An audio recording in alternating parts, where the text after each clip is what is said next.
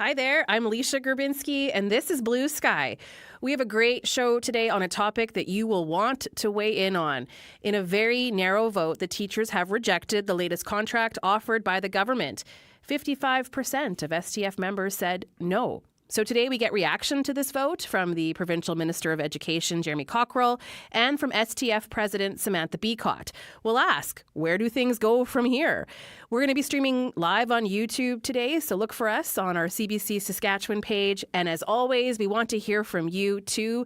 Give us a call today with your reaction to this vote. Are you a teacher? Why did you vote the way you did? And as a parent, what outcome are you hoping for at this point? Our number is 1-800-716-2221. You can also email bluesky@cbc.ca. But first, here's David Shield with the CBC News. Thanks, Alicia. Good afternoon. The RCMP says it's ready to release more information related to the mass stabbings on James Smith Cree Nation back in 2022. Specifically, the RCMP will address the calls for change that were made after the police force's response to the attacks was scrutinized. 11 people were killed and 17 others were injured in the brutal stabbings. The RCMP's response was put under the microscope earlier this year during 2 coroner's inquests. Processes meant to identify changes needed to prevent similar tragedies in the future.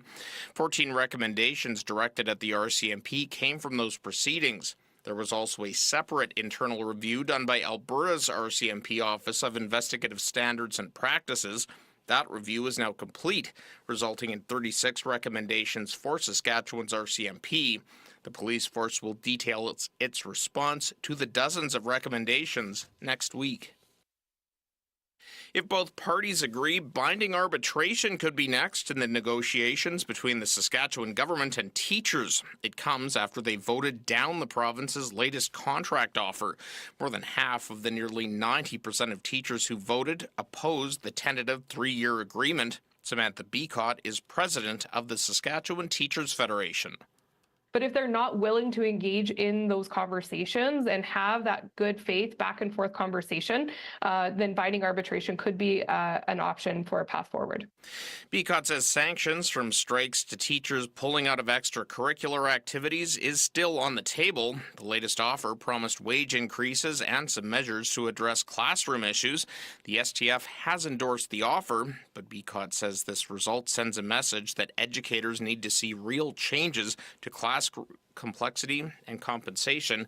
And you can hear more about this on Blue Sky coming up in just a few minutes.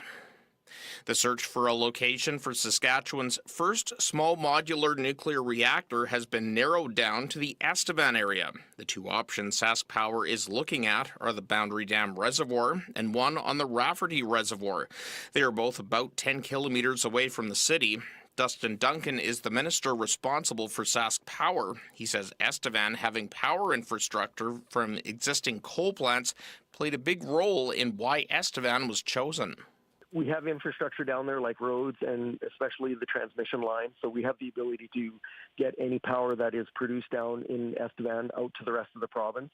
So there wouldn't need to be, large-scale transmission that would have to be built as the same that there would be, say, in the Elbow region. Duncan added there is an existing skilled workforce in Estevan that can help build and run the reactors. Sask Power is expected to choose a final location early next year, but whether or not the province will actually move forward with a small reactor is still 5 years away. If the province does go forward with the project, the goal is to have a reactor operational by the mid-2030s. Sask Power says having the reactors can help them reach their goal of being net zero by 2050. At 3 minutes after 12 o'clock, it's 16 degrees in Regina, 16 degrees in Saskatoon. This is CBC News. Saskatoon police say 2 men were robbed during a trip with a ride-hailing service Wednesday night. Police say officers were called to the 100 block of Circle Drive West shortly before 7 o'clock. When they arrived, officers learned a man and woman robbed the men during the trip. Police say the man produced a taser and demanded the victim's property. This led to a fight inside the vehicle, and one of the victims was shocked. Police say both of the victims were able to escape the vehicle before it drove away. SPS say its officers quickly found the vehicle in the area of Confederation Drive and Laurier Drive. A traffic stop was initiated, which led to police arresting a 36-year-old man and a 25-year-old woman. They both face multiple weapons charges in addition to 2 counts of robberies each. Police say the driver wasn't charged. This is the second robbery during a trip with the Saskatoon ride-hailing service this week. In the past month, there have been 4 assaults on or near city buses in Saskatoon. The latest was an altercation on a city bus Wednesday night after a man made inappropriate comments to girls on the bus and was confronted. He was later arrested and allegedly spat on a police officer. David Cooper is with the transit planning firm Leading Mobility. He says transit systems across Canada and the U.S. have found ways to make transit safer. Pardon me, that's the wrong clip. Cooper says this strategy has worked in other cities. Well,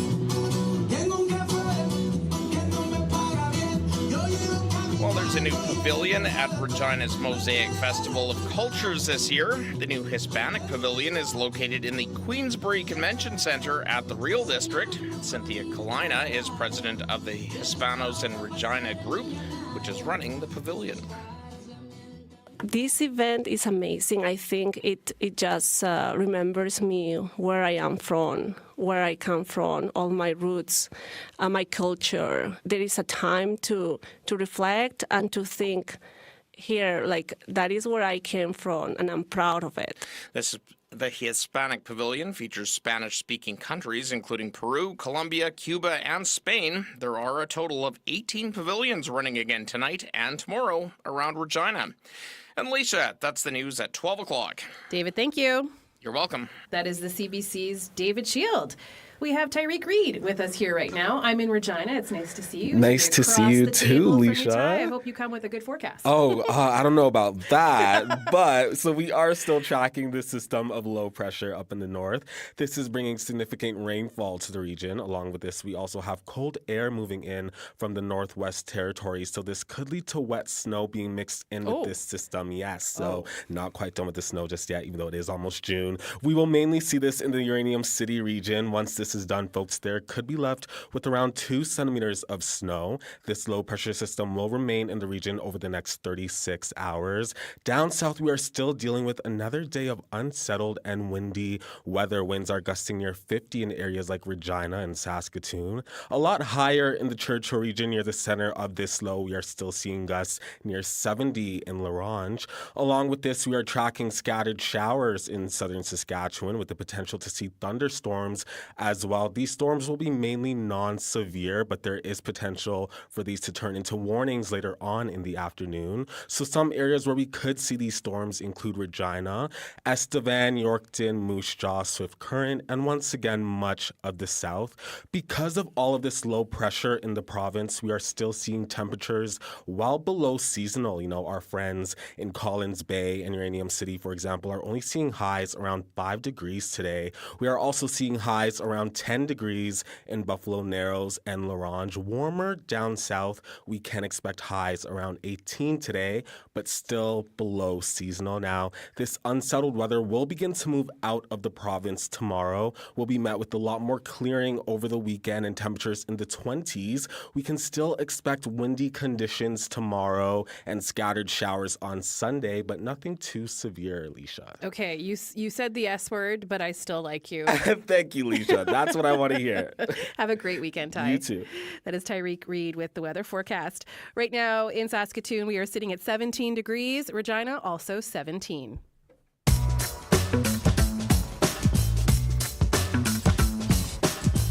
You're listening to Blue Sky on CBC Radio 1, 94.1 in Saskatoon, 102.5 FM in Regina, and 540 AM across the province. Well, the final month of school is almost upon us. June is supposed to be fun, right? It's filled with field trips, graduations, and the final stretch of academic work.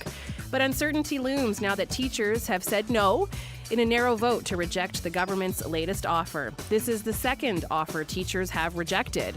So now what? The STF says it is inviting the Government Bargaining Committee back to the table. And if the government declines this invitation, the president has said they will move to binding arbitration. So far, the government has requested binding arbitration. So we have the next hour to sort out how both sides are reacting to this vote.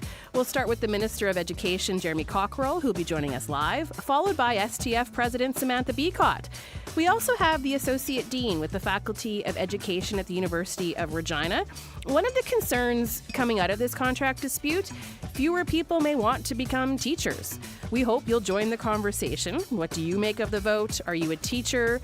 Which side did you land on? And as a parent, where are you hoping things go from here? We are streaming live on YouTube today. You can find us on the CBC Saskatchewan page and give us a call at 1-800-716-2221 or email bluesky@cbc.ca. Minister of Education, Jeremy Cockrill, joins us right now. Minister, welcome back to Blue Sky.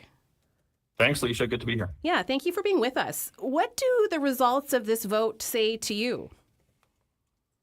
Well, I mean, first of all, as I said in a statement last night, I mean, disappointing results.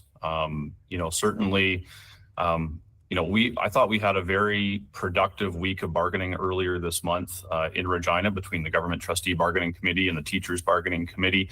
And we came to the tentative agreement that the STF executive agreed to endorse and recommend to their membership. Obviously, the vote did not pass ratification by a slim margin, but did not pass. And I just think it's disappointing, obviously for the Government Trustee Bargaining Committee, but I just also think about the students and the families and the teachers that are, as you say, preparing for kind of those final activities of the school year, whether that be graduations or field trips or kind of end of the year celebrations or events. And so certainly I think we've got some work to do, and that's why government came out this morning and suggested binding arbitration as a way to move through this and provide some predictability and stability to everybody in the province. Why are you suggesting binding arbitration this time? Because the STF has said it is sending you a letter inviting the Government Trustee Bargaining Committee to return to the negotiating table. That is their preference. So why are you suggesting binding arbitration and not a return to the table? Yeah, good question, Alicia. First of all, back earlier in the spring, it was the STF that wanted binding arbitration before the provincial basketball tournament. And, my answer at that time, my position at that time was that we hadn't spent enough time at the bargaining table. And, obviously, my preference would have been to get to an agreement at the bargaining table. We felt we had that a few weeks ago. And that's where I would just say, since the original request from the STF to go to binding arbitration earlier in the spring, we've had two tentative agreements. The second one narrowly did not pass. And so I think progress has been made there, but I think now we have an opportunity to go to third-party arbitrator in the binding arbitration process and just, again, get this dispute into a clear path to a resolution. I think that's what families and teachers and students are looking for, and certainly what we'd like to see as government. Why was class size not included in the contract that you did offer to the STF?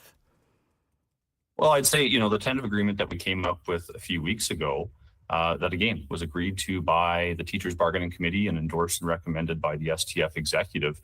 I'd say we did make progress on issues around classroom supports. There was an additional commitment for government to provide another $18 million for supports for learning on top of increases that we had already made through the budget process just earlier this spring. Also provisions around including the MOU that we signed with the SSBA, the Saskatchewan School Boards Association, to include that as an appendix within the contract. And again, commit to STF and their members around the province that we intend on following through on that MOU, which I can tell you as government, we do, and we look forward to looking at ways that we can continue to provide classroom support. So certainly, Alicia, we felt like we had agreement on all items coming out of bargaining a few weeks ago. And so, again, that's why it was a little bit disappointing to see the vote results last night. I do want to share with you some reaction that we received from a teacher, and they do take issue with the fact that it's an MOU. So let's take a listen to this reaction.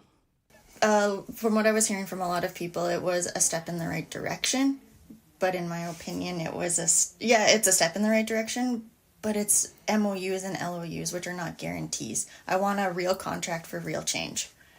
Elementary is being severely impacted. Special education programs are being severely impacted. When I started my career, there was a cap on special ed programs at around 8 kids because it's a lot of behaviors, you're teaching a lot of skills, and from there's no cap anymore. Like, the junior programs are now capped at around 10 or 11, the last time I talked to one of the teachers in there, and the senior special ed programs there's no cap on them. So you can have up to like 20 kids with significant needs. There's way more kids than there are teachers and there are EAs that can meet the needs of those kids. And it's impacting everybody. It's impacting the kids' learning. It's impacting the teachers. It's impacting the EAs. It's impacting the school environment as a whole. And a school environment should be a positive place for kids to learn, grow socially and emotionally. And we're not being able to meet those needs because the needs are so high. Minister Cockrill, what's your response to that?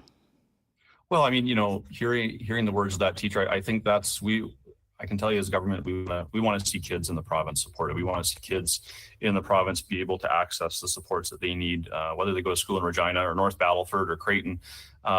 Just on the MOU piece, and because I've heard that as well from teachers that I've had the opportunity to speak with as I've toured schools or met with teachers around the province. I mean, I point to the MOU that we had with our post-secondary institutions in the province, which we actually are just in the process of renewing right now. That MOU signed back in 2021 or 2022, I believe, was a multi-year funding agreement. We've made good on that promise to the post-secondary institutions. And you could talk to, President Keshen at the U of R or President Stoichev at the U of S. I mean, government has followed through with those commitments. And exactly like that, we intend to follow through with our commitments to the Saskatchewan School Boards Association, and the LOU that we put in place and the accountability framework that we've put into this contract as well, or that we had tentative agreement on.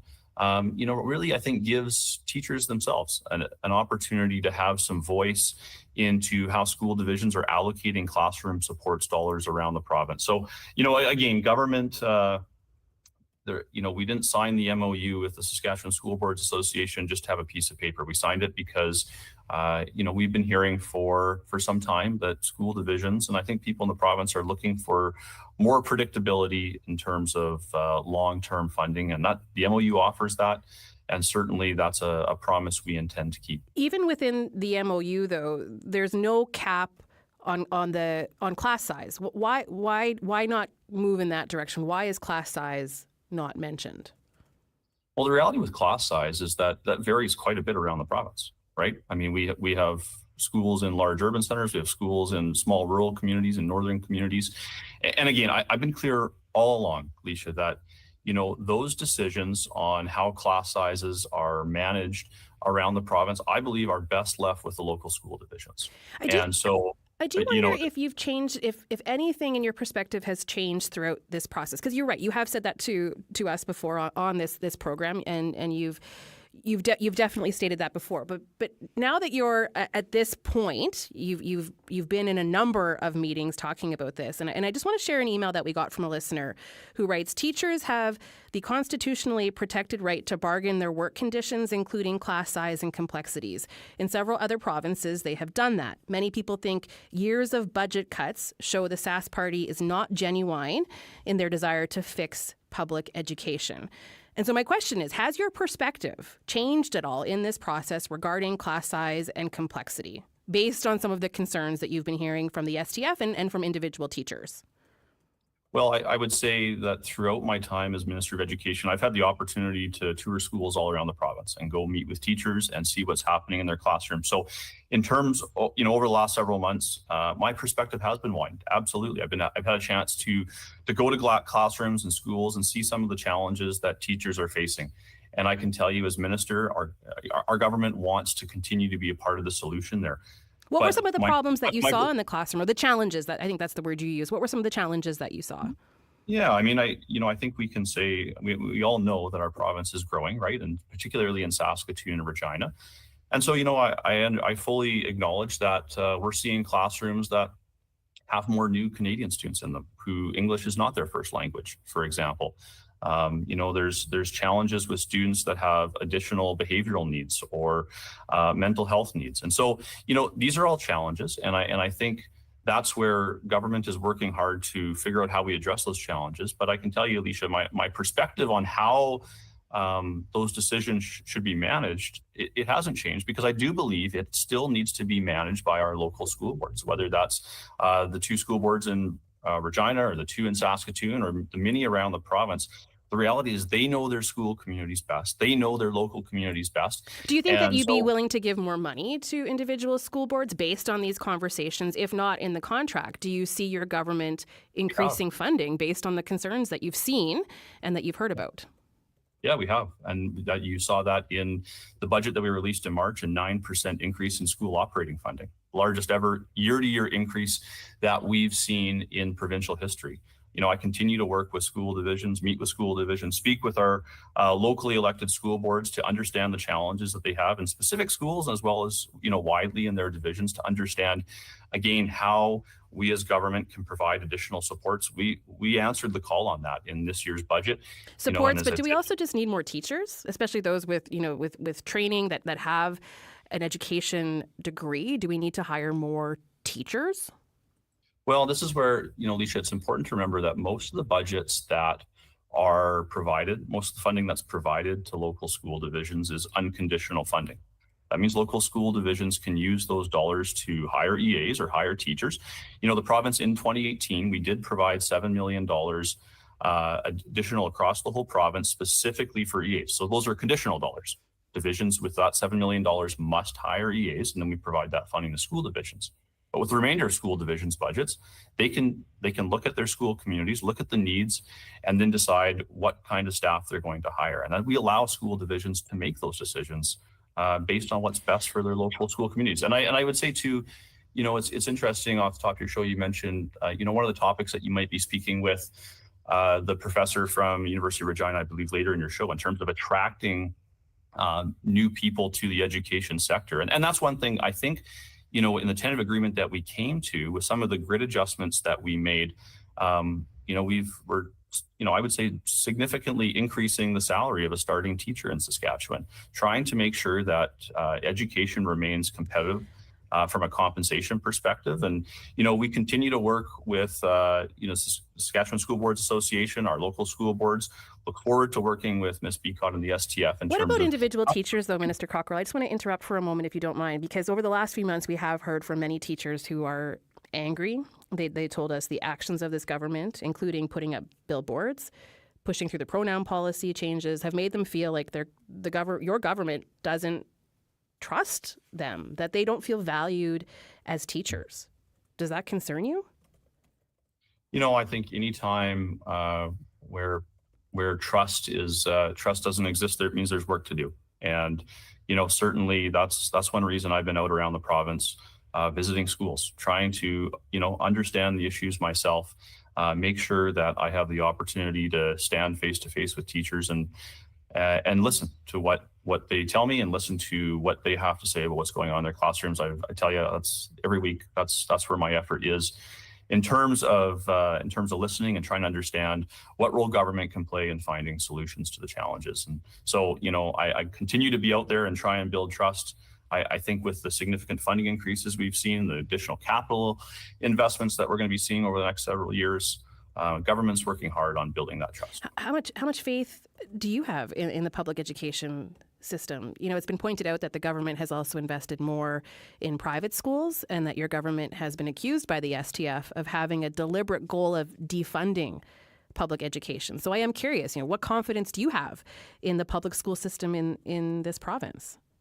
I have a great deal of confidence, and that confidence comes from what I've seen around the province. And the accusation that we're trying to defund public education, there's no truth to that at all.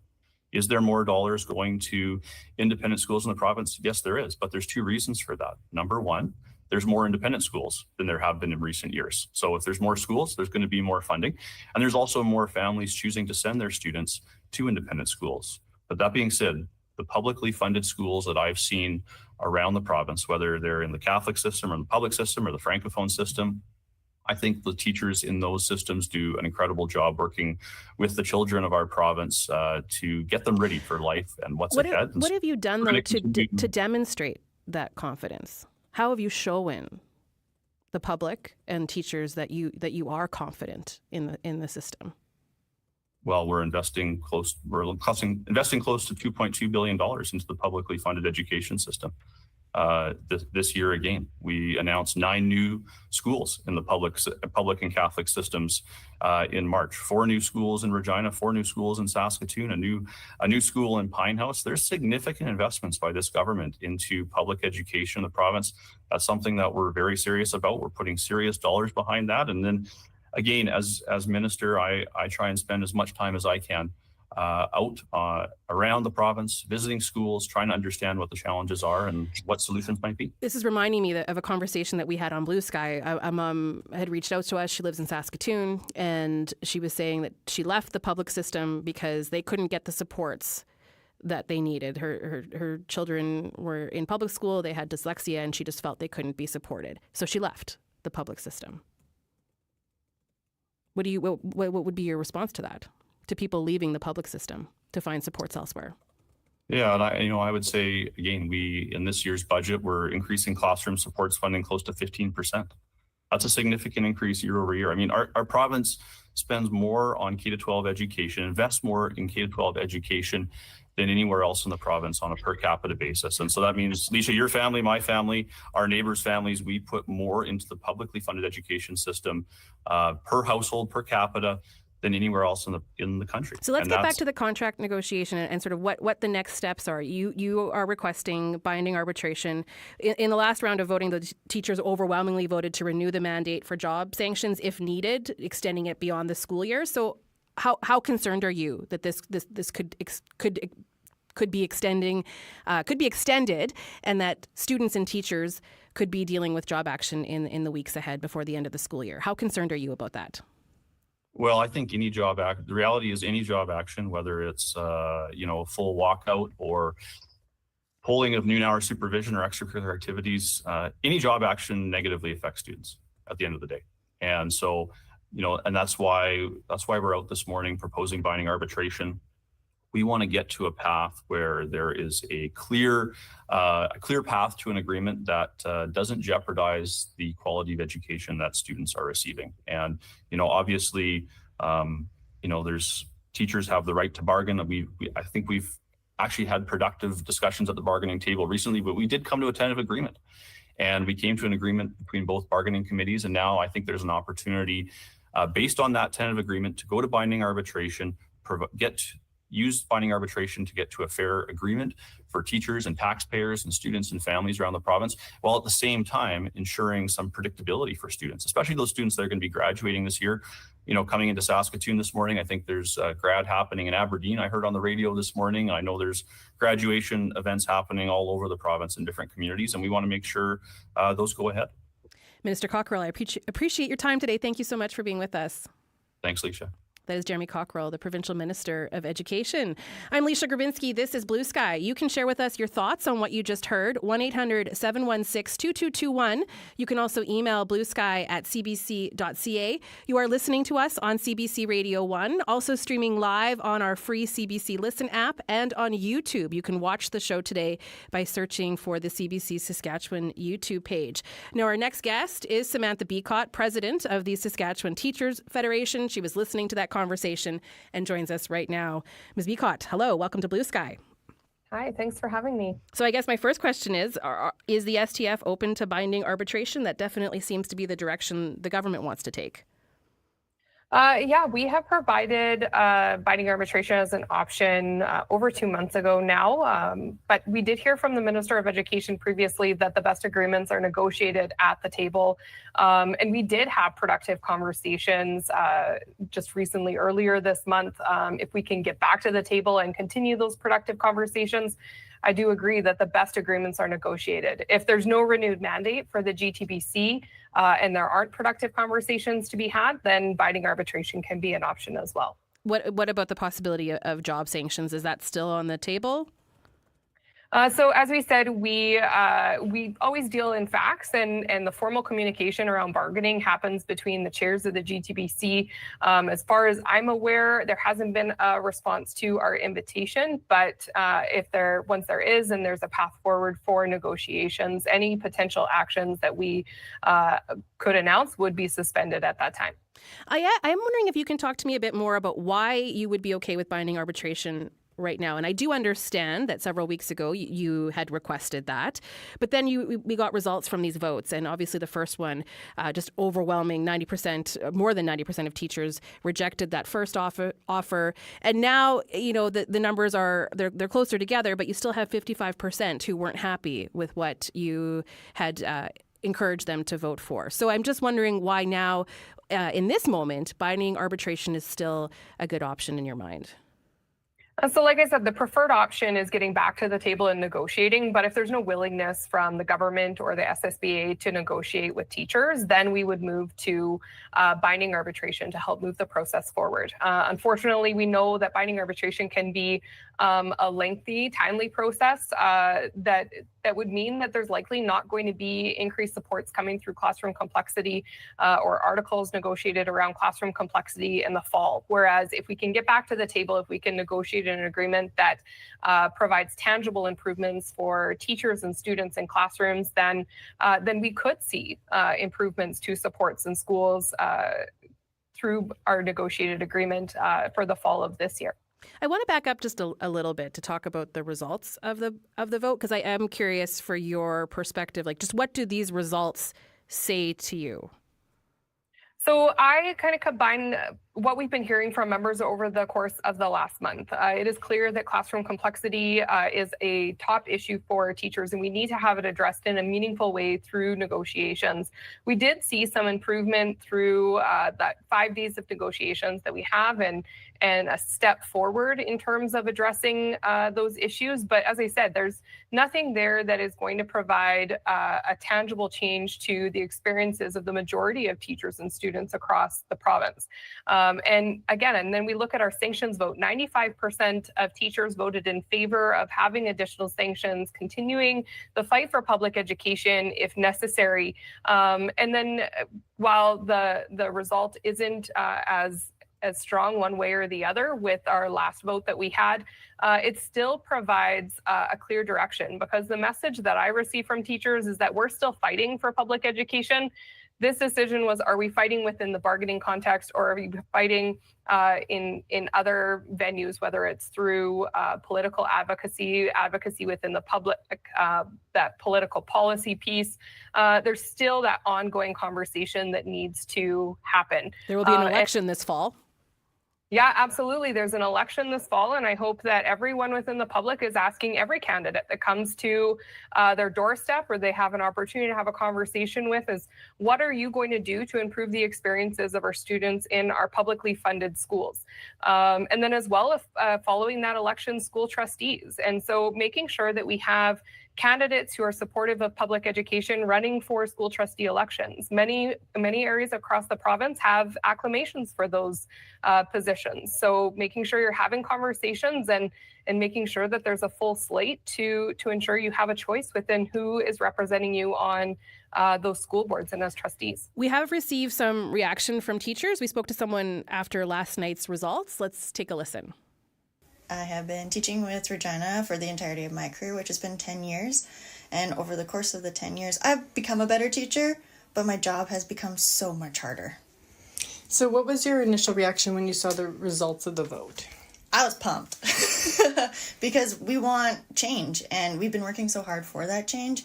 And accepting this contract is saying that we agree to what the government is putting, which is broken promises, because that's all they've given us. It was only 55% of teachers that voted against this. What does that say to you? It's not exactly the numbers I was hoping for. I was hoping for stronger numbers. I knew it was going to be split, just talking amongst the staff at school. We're all respecting each other's opinions and what's best for each person. But I think we still need that solidarity, and we still have 55%, and we still have the public's backing, in my opinion. 55% is a lot closer. And that means that there's a lot more division, and people aren't all on the same page this time.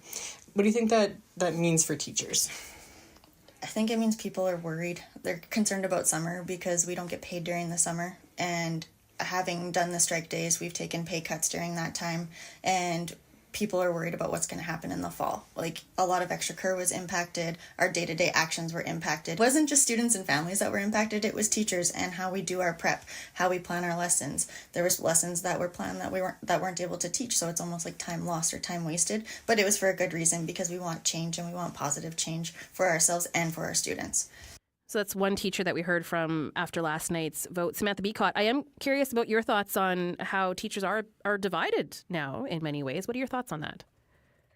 So as I said, I don't see teachers as being divided. We all recognize that there needs to be continued improvements for public education. To me, the division within the vote that we just had is more a message about the trust that is or the lack of trust that is there for government and school boards to make the right decisions and continue on a path of improvement. There were advances made in those 5 days of negotiations, but many of those were promises that in our past experience, teachers have seen those MOUs and LOUs not fulfilled. We have seen a collective agreement negotiated, and then the government turn around and say, we're not going to fund the salary increase. That's on school divisions to determine. And I mean, pull $54 million out of the education budget. So we're looking at past experiences, even with committees, where our current Minister of Education has taken recommendations from the committees and said,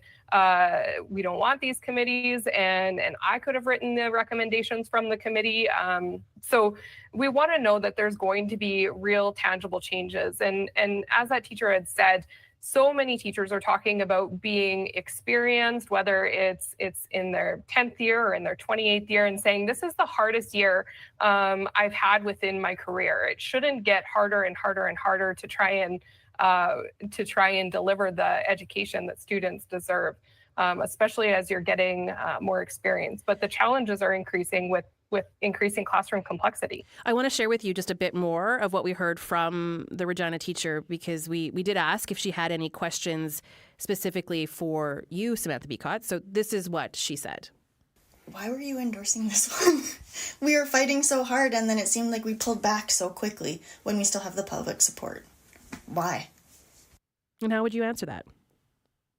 So we provided rationale for teachers as well, but we endorse this agreement because we have a fiduciary responsibility to our members to weigh all of the potential benefits, all of the potential costs, all of the risks, and look at the entire situation. And so as a provincial executive and as a bargaining team, with the understanding the information that we have, that's the recommendation that we make. And that's part of traditional bargaining, is that the Teachers Bargaining Committee are expected to provide an endorsement and a recommendation when there are agreements made at the table. And as I said, there was a genuine back and forth conversation that was real bargaining that happened over those 5 days. Now, at the same time, was it as much as we would have liked to see? No, we would have loved to see more gains, but that's how negotiations happen. Okay. There's a back and forth. I want to bring in another person to the conversation. We've got someone on the line calling us from Saskatoon, Kendall in Saskatoon. Kendall, welcome to Blue Sky. Kendall, I understand that you're a teacher and you're willing to share with us how you voted? Yeah. I am, yeah. So how'd you vote? Yeah, so I voted a no. And what was your reason for that, Kendall? Tell us your thinking. Well, I think in terms of all agreements, I think it's been a strong no from a federation for the entirety of sanctions here. But I think even with the last agreement here, there will be no significant changes for our classroom teachers on a daily basis. We'll still have classrooms of 33s, 34s, 35s. I know in our school division alone at one point, we had an increase of 33% of ASD diagnoses this year alone. That's autism spectrum disorder? Classroom teachers. Yeah, that's right. Yeah. Yeah, so it's hard to support teachers on a daily basis when there won't be any significant changes within the schools that we have. Samantha Becotte, I'm wondering how you respond to a member like that who's raising concerns just like that. Absolutely. I mean, those are valid concerns. When we have items like the accountability framework, where it does provide more voice for teachers within decision-making processes, but at the same time, we don't have enough funds to adequately improve the experiences of teachers and students across the board in Saskatchewan. Those are valid concerns. We want to ensure that teachers are well supported in their schools and in their work so that they can deliver that high-quality education to every child. And the commitments within the budget and even the commitments that have come through the bargaining that we did over those 5 days, it was a start, but it was definitely not a solution. And we were open about that in our communication with members and in the public. Kendall, thanks for calling and sharing with us. I appreciate it. Thank you. And Samantha Becotte, thank you for the answer. Samantha Becotte is president of the Saskatchewan Teachers Federation. I want to ask you, Samantha Becotte, just about how a lot of students might be worried about their graduation ceremonies, about field trips, just that feeling of uncertainty. And so how do you respond to people who are worried about job action coming and how that might affect things like graduation and field trips? Absolutely. We have not wanted to have any job action. We have been in negotiations, active negotiations for a year now, and this process didn't have to look this way. We want to get solutions as soon as possible so that students are getting the education that they deserve and they're getting the supports in the schools that they so desperately need. And so, I mean, we heard it from the teacher earlier, is that we don't want to have a disruption to instruction. We don't want to have a disruption to those extra services, but we have no other way of moving this process forward. So if the GTBC responds, we're able to get back to the table, or there's another option to move the process forward, whether it's binding arbitration or potentially something else. In good faith, we have always removed our job action anytime that we're getting back to the table and the process is moving forward. Do you think this can be settled at the bargaining table, or is binding arbitration the only way out of this? I think that there's a way to settle it at the bargaining table, but there needs to be all parties involved in that and a willingness to find meaningful solutions. I have talked about it in that there needs to be like tangible changes that teachers can point to and say, it might not impact my class right now, but I know where it is impacting. And what has come through as a commitment from the government and the SSBA through the GTBC and their mandate, there's nothing tangible that we can point to and say, here's exactly where those changes are going to happen. Yes, there is additional funds, and yes, there's an accountability framework, but it's simply not enough to meet enough of the needs to move this process forward for teachers. One last question. Does the STF have enough money to support further strike pay? Is that a consideration? We consider a lot of things, but teachers are ready to continue fighting regardless of any of the situations that we're in. We need to know that our students are being supported in our classrooms, and that is the core of our work. We need not just teachers supporting this fight. I've also said that this fight can continue outside of our bargaining realm. So we need people in the public, students, parents, their families, and members that are members of the public who are not necessarily directly connected to education, to continue to call on government to ensure that our public schools are being properly supported and students are getting the education that they deserve. Samantha Becotte, I really appreciate your time today. Thank you so much. Thanks for having me. Samantha Becotte is the STF president.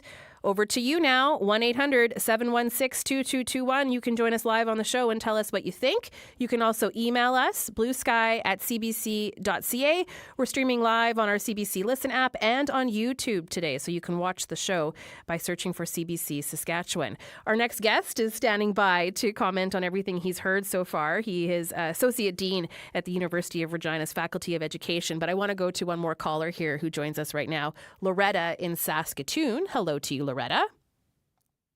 Hi. I wanted to comment on Jeremy Cockrill. I'm in disagreement where he says absolutely any job action negatively impacts student education. We forget that education is not solely isolated to inside schools. The kids are watching and learning about politics, about where adults decide money flows. All members of the government, there's a high likelihood they all at some point had a teacher teach them how to solve problems, math, morals. I'm saying help the teachers all rivers flow from teachers. Give them some concrete solutions. I'm supporting the teachers. Loretta, thanks for calling and joining the conversation. I really appreciate it. Thank you. That's Loretta in Saskatoon. You can call us too, 1-800-716-2221, or email bluesky@cbc.ca. Well, teachers and students are obviously the most affected by the results of the teacher vote, but how does all of this talk about challenges facing teachers affect the next generation of teachers? And how do you prepare teachers for an increasingly complex role? That's something that's been on the mind of our guest today. Mike Capello is the Associate Dean, Student Services and Undergraduate Programs with the Faculty of Education at the University of Regina, and he is with me here in our studio. Hello, welcome to Blue Sky.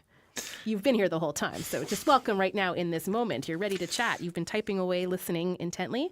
What's some of your reaction there? You heard both Education Minister Jeremy Cockrill and STF President Samantha Becotte.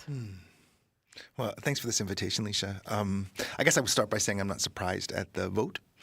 I'm not surprised at the conversation. I think, especially given the overwhelming mandate that was showcased with the previous vote, that 55% of teachers still feel like this offer didn't go far enough is not really a surprise. I think, you've heard from a number of folks that I think the feeling on that side of the table is that we haven't gone far enough yet, and still willing to fight, still willing to push to ensure that students get the most help, the most support that they can so that their education can be successful. So yeah, that wasn't those numbers weren't surprising. The conversation that we're going to have isn't surprising. Yeah, because how do you take some of the things that Minister Cockrill said, some of the concerns we've heard from teachers, the messaging from the STF, and then go to a classroom of people who want to be teachers? How are they taking in all these messages right now?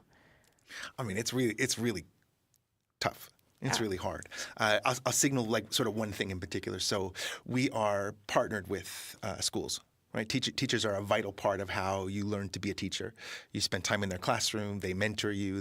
It's part of the professional obligation as a teacher. Right from the first year, right? You spend a few hours in the classroom, and then it builds throughout your whole 4-year education. Up to a full semester internship, right?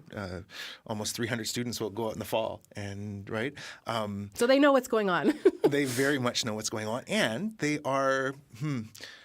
I'm thinking about the way that their practicum experience is interrupted or shaped by that. Work to rule, no extra right? Like there's lots of ways in which the opportunity for them to learn in the classroom is shrunk a little bit. And I think I want to highlight the extra burden that has been placed on teachers. And so then for me to turn around and ask, right, teachers, would you, for free mentor, a couple of students? Do you have time and room and space? Like, I feel that space kind of shrinking. And I'm very grateful for teachers that continue to say, yes, we'll take a student. Yes, we'll take your students. But I recognize that as the job action continues, as this labor strife kind of expands, it gets harder and harder to keep going to that well, keep asking that of teachers. And then education students feel it because they're looking for support, but they, even if somebody has the best of intentions, they're still picking up on the vibe. They're learning about burnout. They're privy to all of that, right? Yeah, and so they firsthand. Would take that in. So how does that affect them? I mean, I will say that one of the benefits of having an intern, one of our students in your classroom, is that they bring an energy, a vitality, and enthusiasm, right? Like they're really eager to kind of be there, and so maybe there's like a little break from some of the chaos, right? You got I was gonna like a puppy in the room who's just excited to, right? Yeah. Like because honest, teaching is fun. Like being in the classroom, having the opportunity to connect with students, whatever sort of grade and stage, is like a rich, rewarding experience. And these other things are really crucially important because they come down to fundamentally our vision for education, our vision for future students, the future of our province. But if the classroom isn't, if the classroom is only draining, if it's only beating you up, if you can't do it, 35 kids, too many needs, too much, right? At some point, I mean, we see the attrition rates raising, we see our enrollment numbers down, right? It's a really hard sell to walk into a high school and say, who wants to be a teacher? Yeah. And I want to ask you all about how you're preparing those students to take on the complexities that are in the classroom. I mean, Minister Jeremy Cockrill talked about the number of English as additional language students they have. So I want to hear about your strategy on that. But I want to bring another person onto the show who's just called us, Sarah in La Ronge. Hello to you, Sarah. Hi. What's on your mind? You are a teacher, correct? Yeah, I'm a teacher. I've been doing this since 2005. I was an EA before that. And I've taught in northern Saskatchewan the entire time. Wow. And are you comfortable sharing how you voted? Yeah, I voted no. Yeah. But it was close for me because I am exhausted and it feels bad to say no to the kids and the things that I really love doing with kids. But ultimately, I have to think about the next kids coming up and the next kids coming up and the next teachers coming up. Like this person was just saying, like, I'm not sure if I would recommend to go into teaching the way it is now compared to how it is when I started. That's a hard thing to hear, I'm sure, for you, Mike. Do you want to feel free to Yeah. talk to Sarah about that? Because that's... Yeah, I hear that. I think there's the pallor of COVID that continue. It's really hard to have these conversations without recognizing, teachers were in a position to push on these issues before COVID hit. Teachers decided that they would, not push and sort of manage the pandemic. And, I don't think we recognize enough the weight that was put on teachers' shoulders. They were also frontline workers. Snap of fingers, offline, online, in school, masks on, like all of that weight on the backs of teachers with almost no recognition, with almost no, and just the tiring, ongoing sort of degradation of our belief in teachers, our valuing of teachers, what an important role they play in society, the growth of our kids, vital. Sarah, do you feel valued as a teacher? No, I feel so. There's two parts of this. Okay, part of it is that as a small town teacher, and I teach in my old high school, which is what I wanted to do. I teach in my home community. It was literally my goal. But what I'm finding, it's not that people don't value teachers. I mean, I think what happened is we have no boundaries anymore. So what we're finding is that because teachers have always been undervalued because as with any work where the majority of them are female, I mean, that's historically been a thing. We didn't even have a union until men started teaching in this province, if you look at the history, but that's a whole other thing. But when you look at it teaching, I feel valued by my students and my parents. I know that they value what I do. And in my community, I know that I make a difference. I am very aware of that.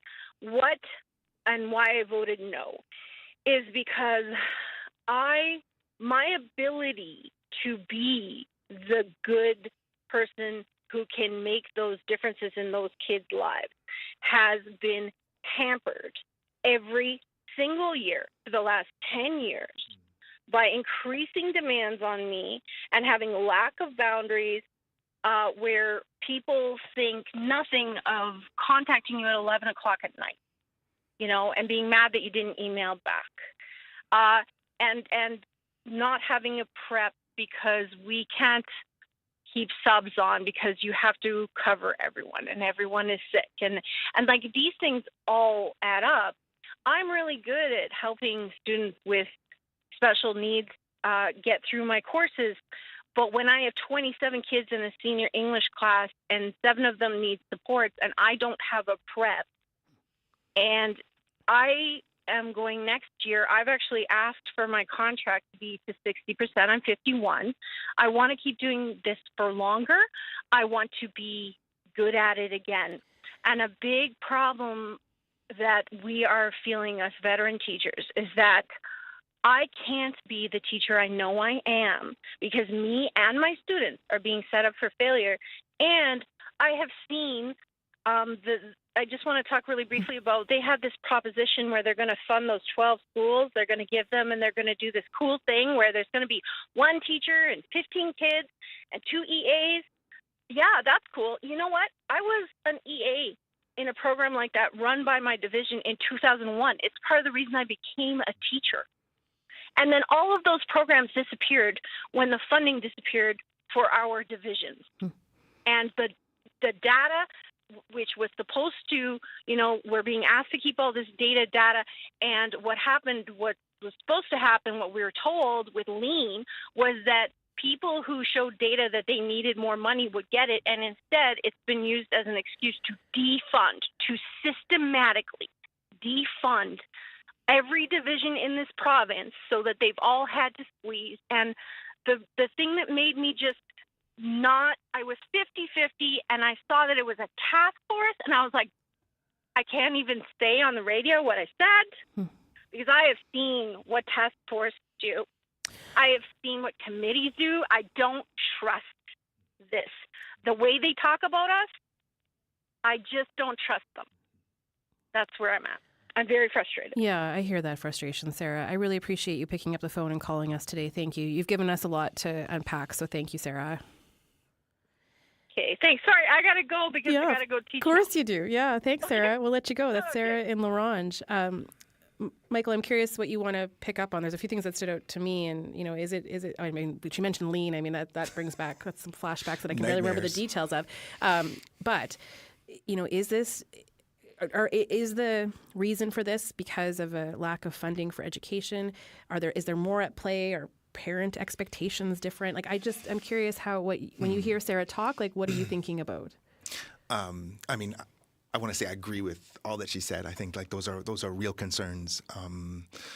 The decrease in funding, and it may not look that on the budget sheet, but the effect in schools is a decrease in funding. It's felt kind of across the board, and that's certainly a major concern here. I want to stress that like teaching is already super complex. Right? I mean, I do this thing in my classroom, and I stand in front of my students, arms raised wide. Right? Teaching is this big.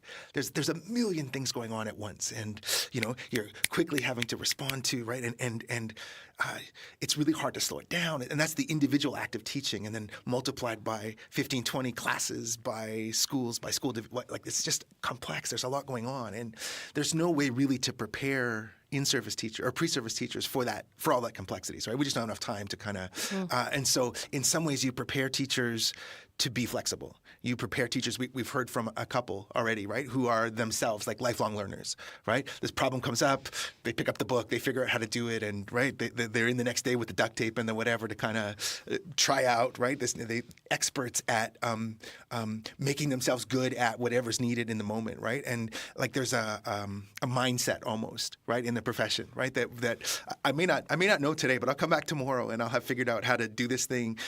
But is it harder now than it was 20 years ago? In some ways, absolutely. And we haven't talked. So the budget cuts are huge. The increase in it's these are connected to each other. So not only have the budgets been cut, not only have the number of resources, the accesses to resources have decreased, the number of complexities, the kinds of complexities have increased. So I'm thinking about what the minister said about ESL, EAL, right? This growing immigrant population.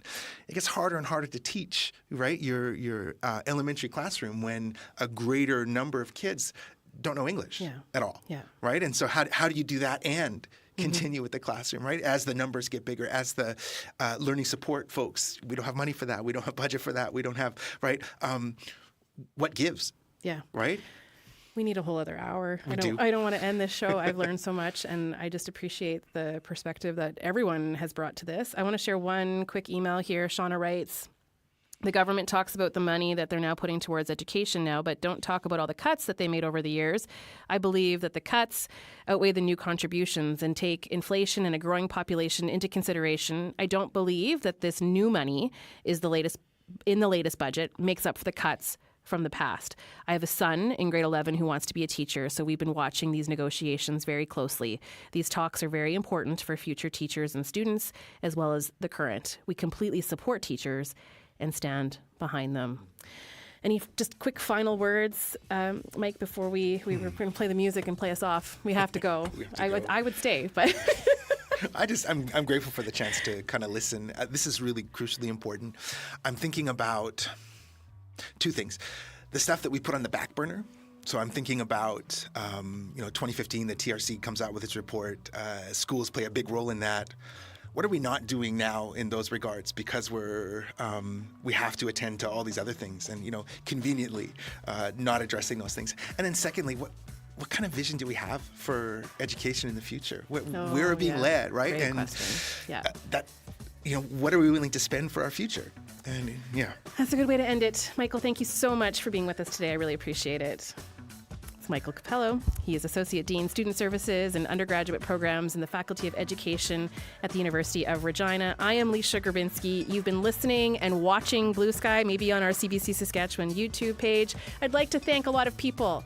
Nicole Huck, our producer. By the way, we're the #1 radio show in Regina. Woohoo! We've got Mike Sweeney with us, Jenna Leith, who does our TV stuff, and thanks to all of you for listening. Have a great weekend.